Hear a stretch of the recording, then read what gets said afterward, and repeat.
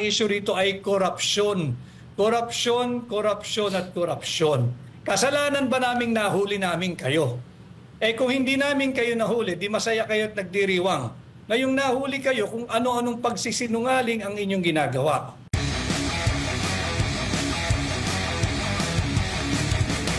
Patungkol ho dito sa isinampan ninyo sa Supreme Court, pwede ho ba natin maipaliwanag ito sa mga kababayan natin, lalong-lalo na po sa mga masa? Bakit ho kayo nagpunta ng Supreme Court at ano po ba ang problema sa ating budget?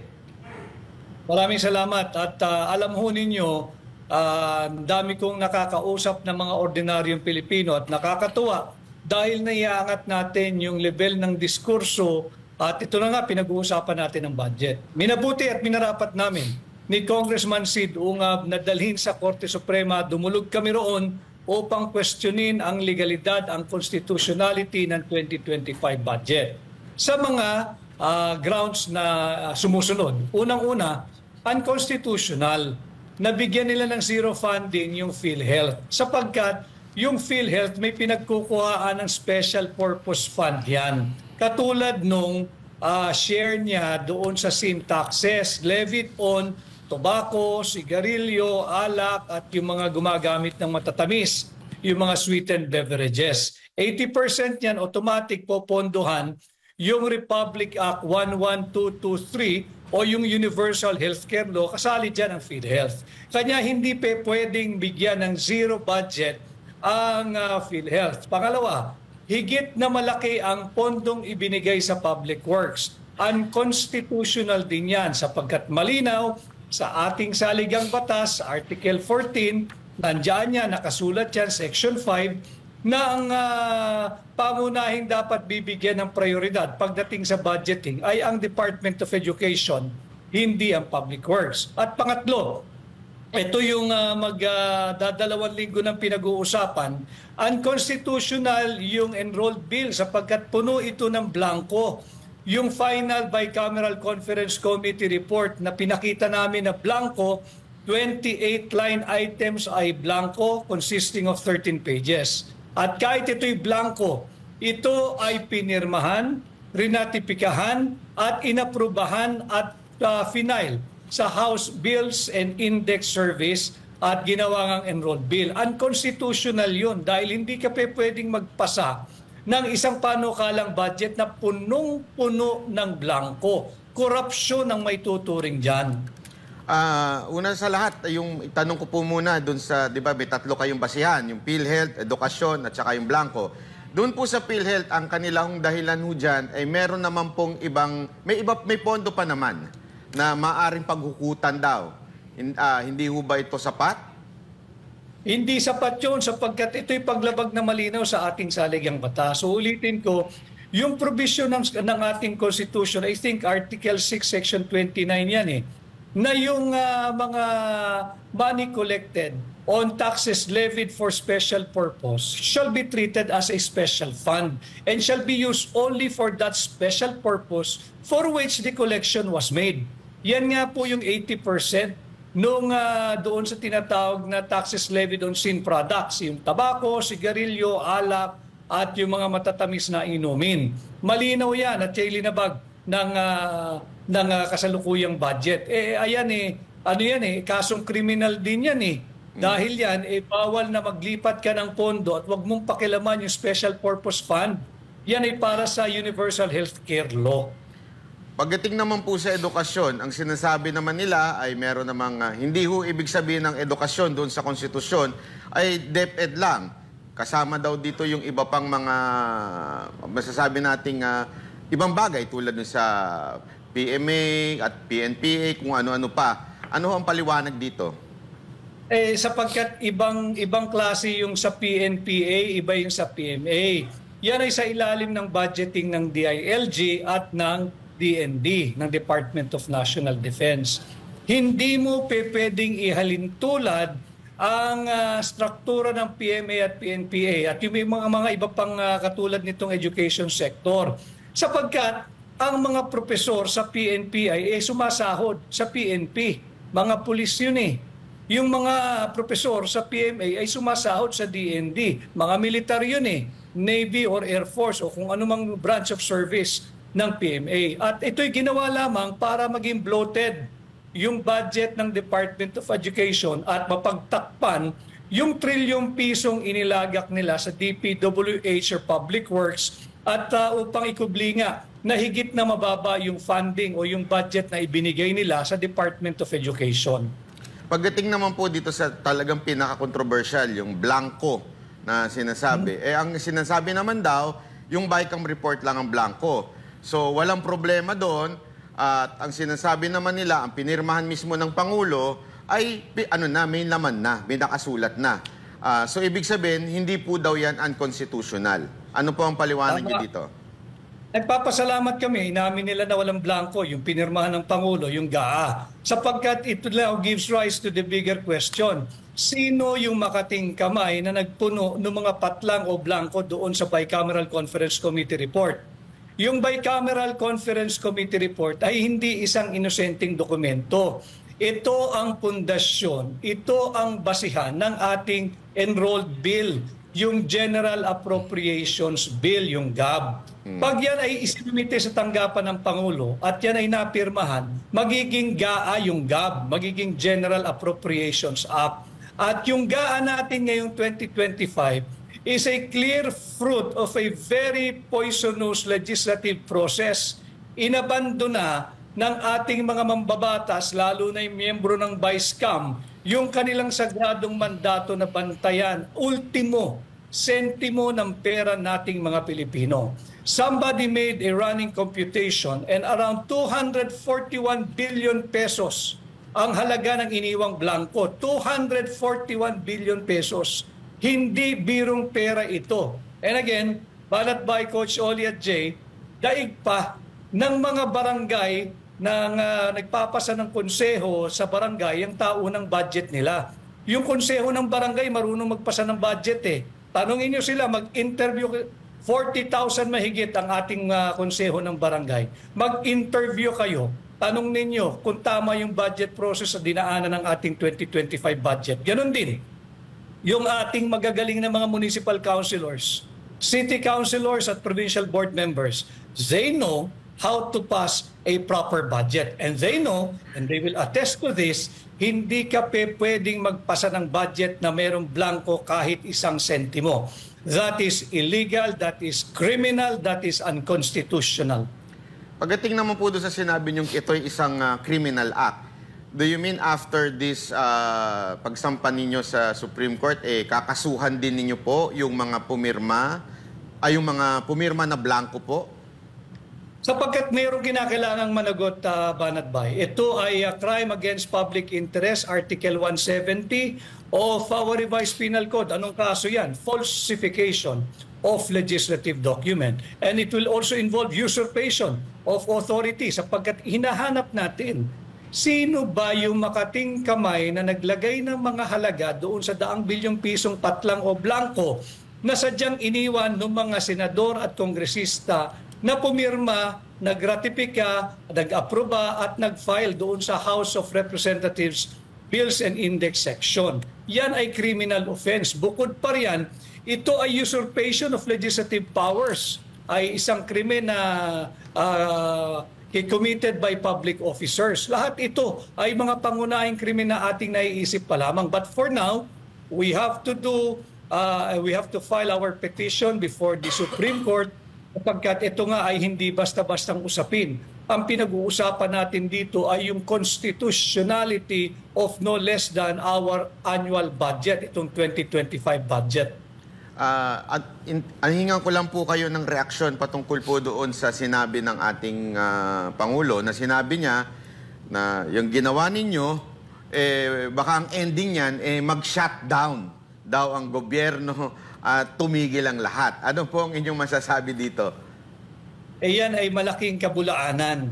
Hindi magsha-shutdown ng gobyerno. May mekanismo dyan, yung tinatawag nating reenacted budget. At yung sinasabing so that we can continue destabilizing the government, that is wrong. That is totally misplaced and out of place yung kanyang sinabi. Sapagkat ang issue dito ay corruption. Korupsyon sa kanyang administrasyon, hindi ang destabilisasyon. Because if we are destabilizing the government, Banat Bay, bakit kami tatakbo sa Korte Suprema? Hindi ba yan ay pagkilala sa rule of law? Hindi ba yan pagkilala sa supremacy of the Constitution? Coach Oli. Attorney Vic, so susundan ko na yung tanong ni Banat Bay patungkol dito kay BBM kasi alam naman natin na separate branches ang legislative tsaka executive. Pero para sa akin na hindi naman ako abogado, kailangan bang umimik na ang presidente rito at may gawin? Kasi it's a given fact, may blanco. So wala siyang pwedeng gawin? Dapat ang ginawa last year pa dapat hindi niya pinirmahan, vinito niya yan at nagtrabaho na lang sila ng reenacted budget. Anyway, 1-2 buwan, kaya naman nilang ipasa yan Kitang-kita naman natin sa magtatatlong taong administrasyon niya, pag meron silang gustong ipasa, kahit pilipit, pinapasa in no time. So, ito, talagang hindi mo pwedeng pakialaman na itong budget na ito dahil tangi ang lahat ng appropriation revenue ay magsisimula katangi-tangi sa House of Representatives. Not even in the Senate, Coach Oli. Malinaw sa ating saligang batas yan, Article 6, Section 24, na dapat ang lahat ng batas patungkol sa appropriation ay nagmumula sa House of Representatives exclusively. So wala tayong magawa dyan, dapat hindi na niya lang pinirmahan yan. So, definitely may ano dito, may blank items. Ngayon, nagtuturuan na. Hindi ba parang ang nilalabas dito ay ginagawang fall guy etong mga staff? Yun ang nakakaawa, Coach Oli. Dahil nakikita ko yung direksyon ng mga pahayag, lalo na nung Congresswoman Stella Kimbo na tinuturo yung technical working group or technical working staff ng Senado doon sa Committee on Finance at nung mababang kapulungan yung Committee on Appropriation. Kawawa naman ito. Itong mga ito, hindi gagalaw yan ng walang nag-utos. At ako'y naniniwala, mararangal at tapat yung mga naglilingkod dyan sa technical working group. Gagamitin lang sila dahil nagkaipit-ipit na. Hindi tama na ipitin yung mga nagtatrabaho ng tuwid, nagtatrabaho ng marangal dyan sa House of Representatives, sa Senado. Dapat dyan managot yung kung sino talaga may makating kamay na naglagay ng mga malalaking halaga, daang bilyong pisong halaga dyan sa iniwang blanco ng Bicameral Conference Committee report. Ayun. So, sa madaling salita, sila ang salarin dito. Pero ito ba ay kasama doon sa kanilang immunity? Pwede ba natin kasuhan tong mga to? Kasi bilyon po ito. At marami sila dyan. Ang sabi nga dito, mga 4 na tao lang naman dyan sa Vice-Cam ang talagang kumokontrol niyan. Ito nga maganda, Coach Oli. We have to identify kung Vice-Cam ba ang tumira nito mga daang bilyong pisong halaga, being the 3rd chamber or 3rd house. Kasi baka meron pang 4th chamber, baka meron pang 4th house. Sino-sino kaya ito? Kaya nga lagi kong tanong, sino yung may makating kamay na naglagay ng halaga dyan? Babae ba siya? Lalaki ba siya? Tandem ba sila o marami sila? Ito yung dapat nating malaman. And I'd just like to take this opportunity that even the 2 former Senate presidents, no less than former Senate President Frank Drilon said, ito yung pinaka-corrupt na national budget na kanyang nakita.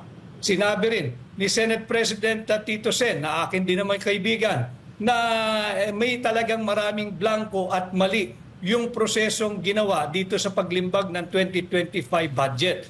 Ganon din yung sinabi ni Senador Ping Lacson. 3 senador na ito, pang-4, yung kapatid mismo ni Bongbong Marcos, si Senador Amy. So kung titingnan mo, 4 na senador, dating 2 Senate President, at itong 3 ito ay kumakandidato sa ilalim ng sariling partido ni Bongbong Marcos. So 3 rito ang nagsasabing may blanco at hindi dapat pinirmahan itong unconstitutional budget. Ito nga, sinabi nga, na-discuss ko itong kay Drilon, na sinabi niya, ito ang pinaka-corrupt. Pero meron din siya binanggit patungkol doon, na ito raw ay pinupolitika lang. Parang ang pinapalabas dito, ang mastermind dito, si PRRD. Dahil yung nagpalutang daw, siguro kayo, si Ungab, kung sino-sino man, again, connected kay PRRD. Ang issue dito is corruption, hindi politika. Isang malaking korupsyon ang issue nito. At walang kinikilalang politika ito sapagkat ito ay 6.325 trillion pesos lang naman. 6.325 trillion pesos na pera nating mga Pilipino na dapat tayo lahat ay makilahok sa usaping ito. Napakahalaga, napaka-importante sapagkat ito yung ating taunang budget. Hindi kasalanan ni Congressman Sid Ungab. Hindi ko kasalanan kung kami nag-file ng kaso. Dapat, ang lagi ko sinasabi, do not shoot the messenger. Ba't kayo nagagalit sa amin? Ginagabayan nga natin ang executive department eh. We're giving them the benefit of the doubt. Pero tila, sila nagtatanggol sa both houses of Congress. Dahil you do not shoot the messenger. Aming linahad ito dahil obligasyon ng bawat Pilipinong makakasaksi ng ganitong napakalaking krimen, napakalaking korupsyon na ilantad at ilahad sa taong bayan ang kanyang nasaksihan at nakita at nalaman. Last question bago ko ipasa kay Jay. No? Itong komentaryo po dito sa sinabi ni Senator Chis na tila nililito ang taong bayan sa facts. Kasi simple lang naman eh. May blank items, sino nag-fill up? Pero ito parang nililito nila na meron na daw di umanong pagkakasunduan, parang ano na yun eh, tapos naman na yan. Batas na yan. Okay na sila dyan. Parang ganun ang kanilang direksyon ngayon eh. Attorney Vic. Hindi pwedeng ganun lang natin tratuhin. Itong napakalaking krimen, napakalaking korupsyon na ating nadiskubre. 6.325 trillion ito. At hindi nila pera ito, Coach Oli. Pera to ng mga Pilipino. And it is their sacred duty to take care of every centavo that will come out of public coffers. Hindi pwedeng blanco. At hindi pwedeng tapos na. Sapagkat yung pinakita naming Final Bicameral Conference Committee report na aprobado, ratipikado, pirmado at ifinail nga sa House of Representatives Bills and Index Service or Section, dito makikita mo na hindi ito ordinaryong papel. May evidentiary value ito. At ano yung evidentiary value? Merong krimen na naganap. Merong dapat managot kung sino naglagay ng mga halaga diyan sa mga patlang na sadyang iniwan ng Bicameral Conference Committee report. Hindi pwedeng iiwan mo yan sa technical working group o sa mga staff ng senador at kongresista. Bakit? Wala silang kapangyarihan eh. Hindi naman sila mambabatas eh. At malinaw sa konstitusyon, tangi nga lang ang mga mambabatas sa mababang kapulungan dapat magmulang any appropriation revenue or bill.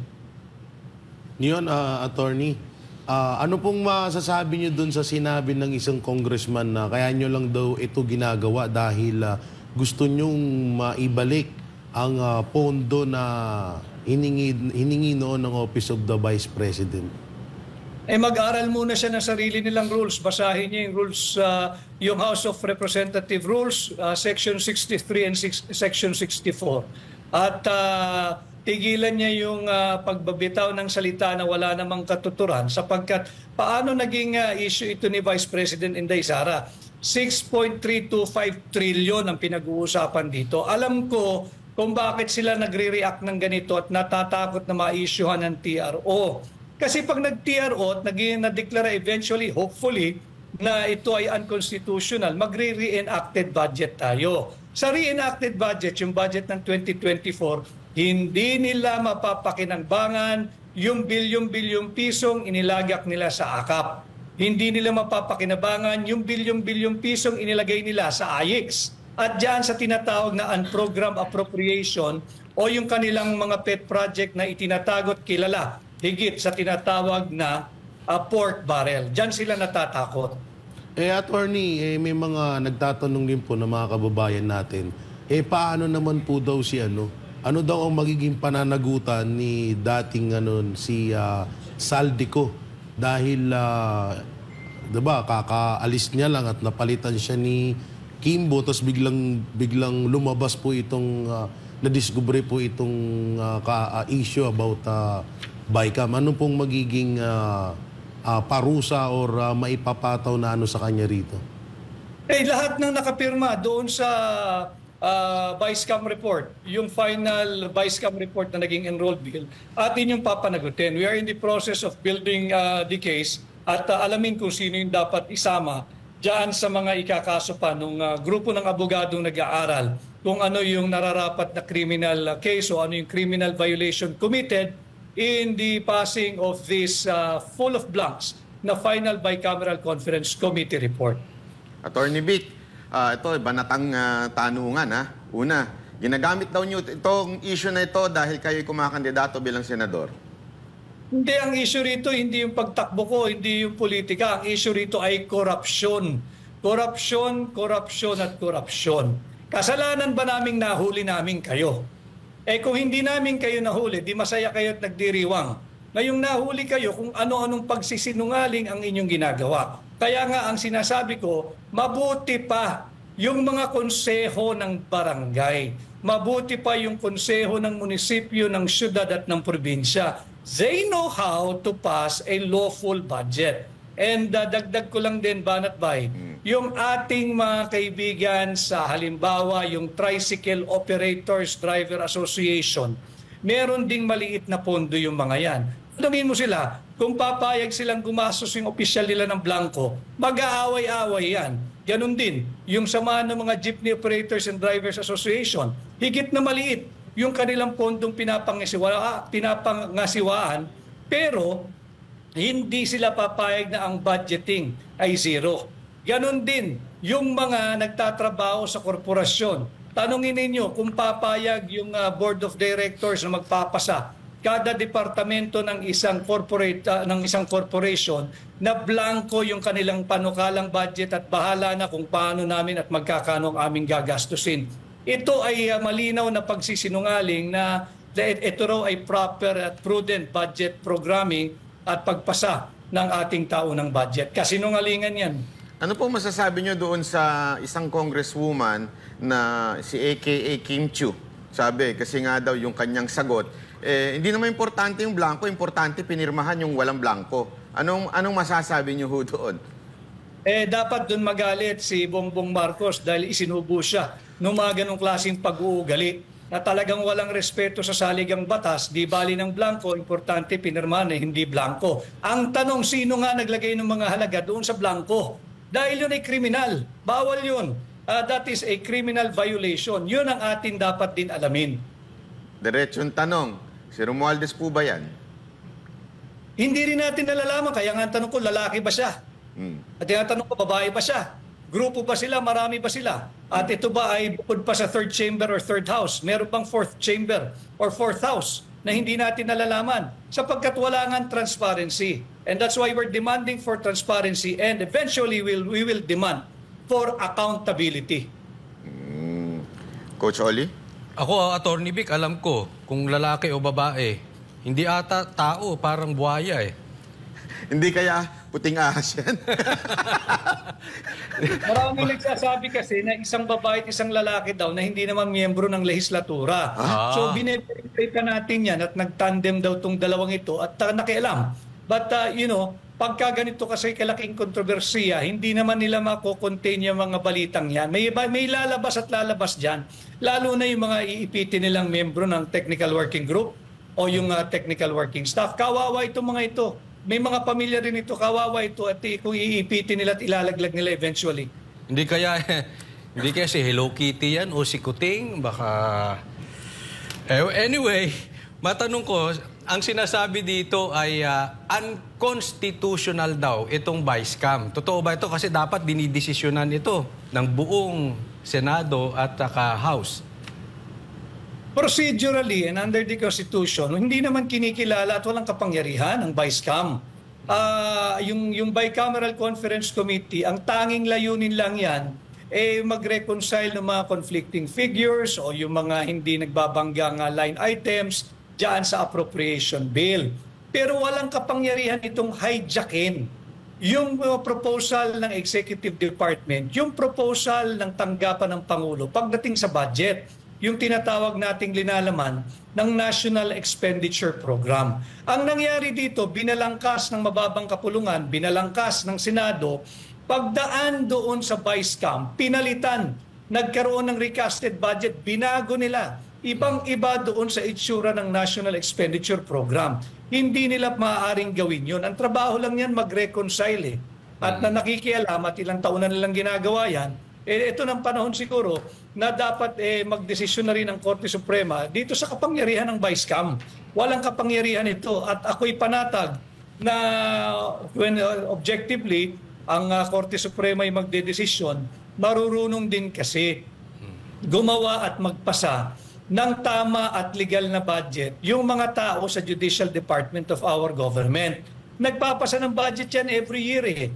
Tanungin ninyo sila kung nakapagpasa na sila sa tanang buhay nila and in the long existence of the Judicial Department of our government, kung nagpasa na sila kahit minsan lang, kahit isang beses lang, ng isang panukalang budget nila for the judiciary na blanco. Walang magpapasa niyan dahil bawal yan. Ito, katangi-tangi. 28 line items blanco ang halaga, umaabot sa more or less ay 241 billion pesos. At sa aking pagkakaunawa, Atty. Vic, talagang ang problema nito nasa Vice-Cam, no? Pero ako isang ayon doon sa sinampan ninyo dyan sa korte. At sana nga, sangayon din ako na sana mas maraming maparusahan. Kasi talagang pag walang naparusahan dyan, uulit-ulitin. Pero ang tanong dito, kailan kaya yan? Kasi baka mamaya nagastos na nila yung pera, saka magdidesisyon ng korte, baka mamaya wala na si Marcos, doon pa lang lumabas yan. So patay na yung kabayo bago dumating yung damo. Kaya tayo agad-agad ay nagsampa na nga ng petition sa Korte Suprema because yung dapat may sense of urgency na hindi dapat magastos yung pera. Dahil any disbursement is illegal sapagkat ito nga ay fruit of a very poisonous legislative process, itong gaan ng 2025. Kaya dapat mahinto iyan at marisolba ng Korte Suprema sa lalong madaling panahon. At hindi naman dapat mangamba ang administrasyon ni Marcos sapagkat pwede naman mag-reenacted budget. Dili kaya, paspasan nila. Magpasa uli sila ng naaayon na sa konstitusyon na budget for 2025. Attorney Vic, may ipinapalabas po ang mga makakaliwa na parang pinapalabaso nila na etong mga blanco daw ay si dating Pangulong Rodrigo Roa Duterte daw ang pasimuno. Parang gusto nilang palabasin sa taong bayan na ito ay nanggaling sa inyo. Kasi yung iba, 'di ba, yung mga ibang mga pumirma sinasabi nila na wala nga daw blanco doon. So bakit parang nagkaroon doon bakit daw nagkaroon na ng blanco doon sa ano na 'yon? Di tanungin nila yung sarili nila. Bakit sila nagpasa ng isang blankong bicameral conference committee report? Nandun sa journal ng House eh. Wala naman ni isa sa kanilang nag-object eh. Andun sa journal, nakakuha ako ng kopya eh. Yung Makabayan Black, walang nag-object dyan. Sinungaling din yung mga yan. Kaya lang ako sasalita ng ganito dahil tinutuwid natin yung mga pagsisinungaling ng mga tao na sinisweldohan nating mga Pilipino at dapat ay tatrabaho bilang mambabatas. Tingnan ninyo, doon sa journal ng House of Representatives, walang nag-object sa mga yan. Pumayag yan dyan sa ratified, approved, and signed final bicameral conference committee report.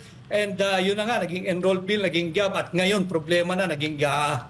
Sasali po ba kayo sa January 31 na rally tungkol po dyan sa pagtutol sa budget? Sino bang nagrarally? Yung nagrarally, ang sinisigaw, impeach Sara pa rin eh. Meron naman daw, sabi nila, meron din daw silang issue sa budget. Sabi kasi ni Trillanes, nahaluan daw ng mga Duterte supporter yung sumisigaw na yon. Anong masasabi nyo doon? Ako, ang atupagin natin, itong illegal, immoral, unconstitutional na 2025 budget.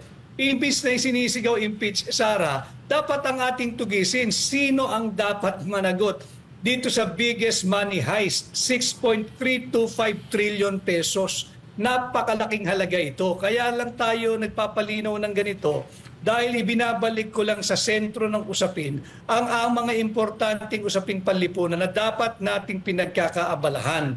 Hindi yung impeach Sara. Dapat sinisigaw nila impeach Marcos. O kaya panagutin kung sino yung mga miyembro ng Bicameral Conference Committee na makati ang kamay na nilagyan ng halaga, daang bilyong pisong halaga, yung mga blankong sadya nilang iniwan. Nababasa ko sa inyo, Attorney Vic, isa sa mga talagang advocacy ninyo yung zero corruption tulad ni Pastor Kibuloy. Ano bang plano ninyo pag sakasakali pong kayo ay pagpalain ng ating Diyos na makaupo bilang senador? Ano ang plano ninyo sa walang tigil na korupsyon at talagang dekada ng problema ng korupsyon sa Pilipinas? Unang-una, Banatbay, ako ang magiging tunay at maisog na oposisyon sa Senado. At bilang senador ninyo, babantayan ko yung taunang budget at sisikapin kong tuldukan na yung kultura ng korupsyon sa pamamagitan ng pagsasabatas, yung pag-amyenda ng plunder law. Aking ibababa yung threshold ng plunder from 50 million to 1 million pesos. At pag nagawa ko yan, aking isa sa batas ang pagbabalik ng death penalty bilang parusa sa lahat ng magnanakaw sa pera nating mga Pilipino. Yan ang aking gagawin bilang senador ninyo. Attorney Vic, maganda yung sinasabi mo, pero meron din nagbigay na firing squad. I-firing squad daw yung mga magnanakaw na korap. Ano masasabi mo dyan?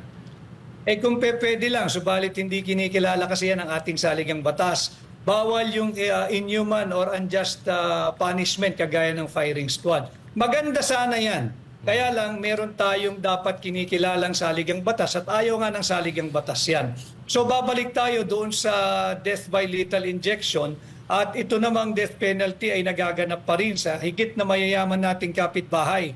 Ito ay still in force and in effect sa Singapore, nandyan din sa Vietnam. So may mga, sa Amerika, binalik na rin yata ni Pangulong Donald Trump yung kaparusahang bitay.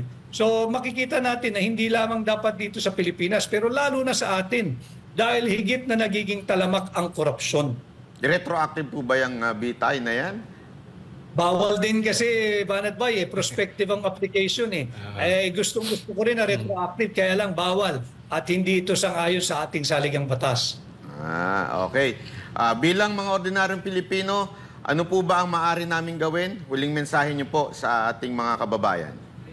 Unang-una, nagpapasalamat ako na kayong miyembro ng tinatawag nating new media at yung mga napapabilang sa tinatawag din natin kinikilalang Fourth Estate ay pinag-uusapan itong napakahalagang usaping panlipunan.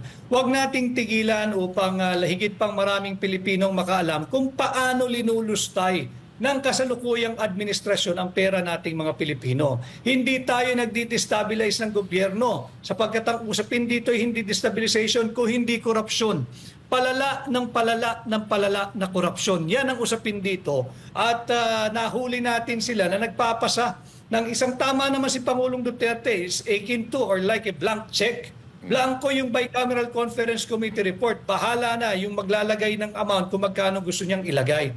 Kaya atin itong patuloy na pag-usapan at ako naman bilang tunay at maisog na oposisyon ay umiikot ng ating bansa. Pinag-uusapan ng budget bilang formal at opisyal na aplikanteng pagkasenador. Sana ay matulungan ninyo ako na maipakampanya sa lahat ng Pilipino sa lahat ng panig ng mundo kung sakasakaling sa tingin ninyo ay karapat-dapat ako katulad ni Pastor Apollo Kibuloy na mapahiram ng inyong mandato.